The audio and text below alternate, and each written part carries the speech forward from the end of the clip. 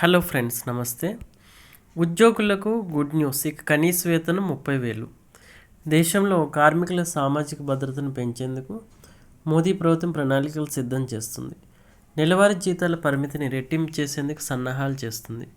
ప్రస్తుతం provident fund పథకంలో చేరడానికి కనీస వేతన పరిమితి 15,000 ఉన్న విషయం తెలిసిందే. అయితే దీన్ని 30,000కు పెంచాలని ఆలోచనలు కేంద్ర ప్రభుత్వం ఉన్నట్లు తెలుస్తుంది. ఎంప్లాయీస్ స్టేట్ ఇన్సూరెన్స్ కార్పొరేషన్ జీత పరిమితిని ఈపీఎఫ్తో సమానంగా చేయాలని లక్ష్యంతో ఉన్నట్లు సమాచారం. నెలవారీ జీతాల పరిమితిని ఏకంగా రెట్టింపు చేసేందుకు సన్నాహాలు చేస్తుంది. దీంతో దేశంలోని ఉద్యోగుల జీతాలు భారీ మొత్తంలో పెరిగే అవకాశాలు ఉన్నట్లు తెలుస్తుంది. ప్రస్తుతం ఈపీఎఫ్లు ఉద్యోగులు యజమానులు 12% చొప్పున ఫండ్ చెల్లిస్తున్నారు. ఒకవేళ నెలవారీ జీతం పరిమితిని 30,000 రూపాయలకు పెంచితే ఎంప్లాయీ షేర్ 3,600కు పెరుగుతుంది. దీంతో ఉద్యోగులు పదవి విరమణ చేసినప్పుడు మెరుగైన పెన్షన్ పొందే అవకాశం లభిస్తుందని ప్రభుత్వం అభిప్రాయపడుతుంది. దీంతో దేశంలో కోట్లాది మంది ఉద్యోగులకు మేలు జరుగుతుందని అంచనా వేస్తున్నారు. ఇందులో భాగంగానే సెంట్రల్ బోర్డ్ ఆఫ్ ట్రస్టీస్ ఇటీవల సమావేశమై పలు అంశాలపై చర్చించారు. వచ్చే ఏడాది ఫిబ్రవరిలో దీనికి సంబంధించిన ఒక స్పష్టమైన నిర్ణయం తీసుకున్నారని వార్తలు వస్తున్నాయి. జీత పరిమితిని పెంచిన తర్వాత ఈపీఎఫ్, ఈఎస్ఐసి రెండు ఫండ్ చెల్లించాల్సి ఉంటుంది. ఉద్యోగుల జీతంలో కొంత భాగంతో పాటు యజమానులు కూడా కొంతమేర ఫండ్ చెల్లించాల్సి ఉంటుంది.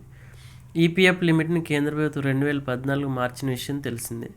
ఆ సమయానికి 6,500గా ఈపీఎఫ్ లిమిట్ను 15,000కు పెంచుతూ నిర్ణయం తీసుకున్నారు. దీంతో 15,000 కంటే ఎక్కువ జీతం ఉన్న ఉద్యోగులు ఖచ్చితంగా ఈపీఎఫ్ను ఎంచుకోవాల్సిందే. అయితే ఇప్పుడు పరిమితిని పెంచితే ఎక్కువ మంది సభ్యులుగా చేరే అవకాశం ఉన్నట్లు అంచనా వేస్తున్నారు. కేంద్ర ప్రభుత్వం అనుకున్నది అమలులోకి వస్తే ఈపీఎఫ్ స్కీమ్ కింద వచ్చే కొత్త ఉద్యోగుల వేతన నిర్మాణంలో కూడా మార్పులు ఉంటాయి.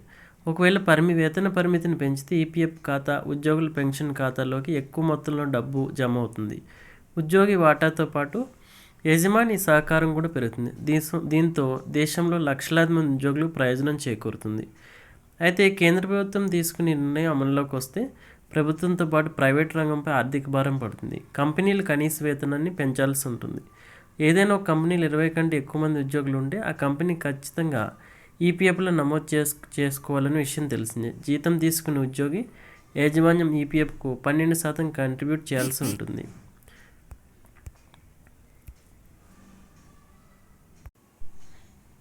హలో ఫ్రెండ్స్, నమస్తే.